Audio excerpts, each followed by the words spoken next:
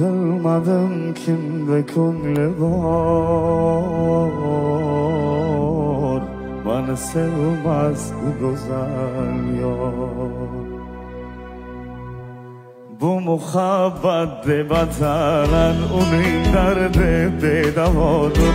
Ne kecha kunduzi bordur, bunda teng shohu gadodur. Bu so'zini eshitmasaydim dedilar muhabbat ozod.